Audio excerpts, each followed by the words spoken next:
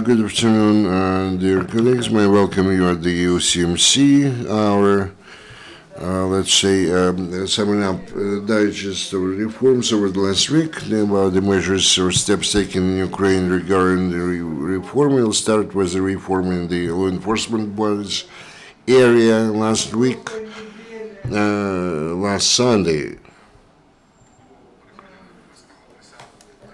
Those was taken by new policemen, new patrol, policemen in Odessa, and over 400 new policemen respecting Odessa. And we've started to actually took the solemn oath, and on November 7th, the law on the national police must be enforced in full measure, and the same rate we are going to spread this kind of patrol service in all the regions of Ukraine. And the National Anti-Corruption Bureau selected 70 candidates for detectives after the verification. More than out of the more 700 candidates, they actually filtered that number out, and they came up with 70. Figure of 70. They're going to be to go through training, and then they can be nominated to this or another office.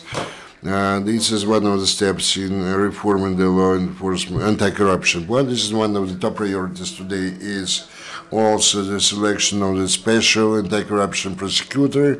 And next week they are going to set up a commission whose task will be to select such a prosecutor. And this selection of such kind of prosecutor will enable to carry out the investigative efforts and bring to responsibility those people who are indulged in corruption. And when we are talking about the reform of the prosecutor's office, we should pay attention to the fact that we are trying to hire 100 or 700 new prosecutors in different localities, and they start the testing of the candidates, and today is the last day when they can apply to such positions. When we are talking about the change in the personnel in the realm of justice, we should remember that in August last year there was the higher qualification committee of the Supreme Court of Ukraine. One of the decisions passed was the new procedure methodology of qualifications assessment of judges, which is very important, instrumental for the comprehensive recertification or reattestation of the judges in Ukraine. And the Council of Judges previously voiced some of the comments and remarks regarding those documents. They were updated, and we believe that this council will open soon the possibility for this large-scale or mass-scale recertification.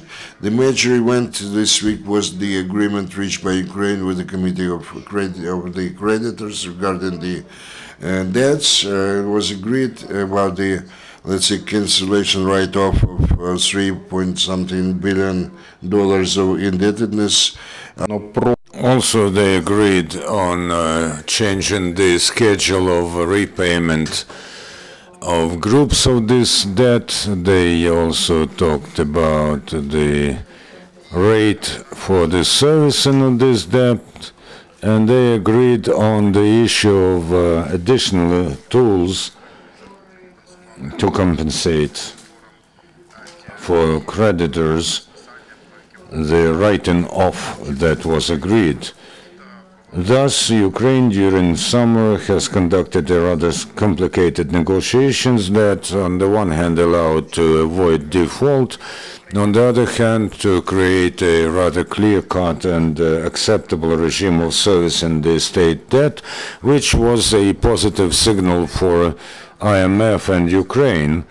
On the same day, the National Bank of Ukraine has lowered the loan rate to 27.5% from 30% for the first time in many years. So this is a signal that the program of macro financial stabilization does give results. and we are on the way to make state finances healthier, and we underline that the issues linked to the state debt and to the lowering of the loan rate of the National Bank are the elements of a wider reform of the financial sector aimed at creating long-term macro-financial stability. With the adequate stability of state finances, you can more efficiently conduct the reform policy in other branches and sectors. More than that, all the reforms, including the law enforcement reform, require a new approach to the process to the forming of the expenditure and a clear-cut understanding of how much we have to spend to service the state debt, and this is necessary to form the adequate budget for 2016, and this in its turn influences the flow of the discussion about the tax burden. In decentralization, they expect that on Monday the Parliament will vote on the draft law on changes to the Constitution. Without waiting for this vote, and there's a work going on to create a legislative basis necessary to introduce decentralization in Ukraine. Formerly, they spoke about the need for changes in several hundred different laws in Ukraine. One of the key laws that has to be approved in the context of amendments to the Constitution is going to be the law on prefects. As of today, the government has drawn the first draft of the law on prefects, which is to become one of the key points of the agenda of the Parliament this autumn, if the amendments to the Constitution are confirmed. In parallel with forming the legislation on the work of local bodies of power, there is need for correction of the legislation on the central bodies of power. In particular, we have to adopt new laws or new editions of versions of laws on Cabinet of Ministers and the law on state service, which is already tabled at the Verkhovna Rada, and the law on service in the bodies of local self-government, which has to become a basis for the formation of the composition of new bodies of local self-government according to the changes that will be implemented by the Constitution, introduced by the Constitution. One of the cornerstones of decentralization is financial decentralization, and correspondingly, in correspondence with the changes introduced in 2014 and 15, we are already seeing positive results with the rise of revenue for local budgets. One of the key sources of revenue is tax on property, and real revenue for over January to June have amounted to 455.5 million hryvnia. That is 2 times more than was planned. So in principle, this tax does become one of the important tools of planning the expenditure for local communities.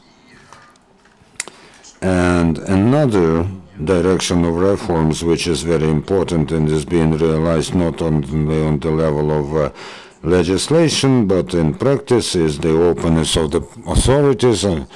The Parliament adopted and the President signed the law that allows access to the property, to the register of properties, and it makes our society more open. Also this week saw the announcement of the increase of data in the Data.gov.ua, national portal of open data.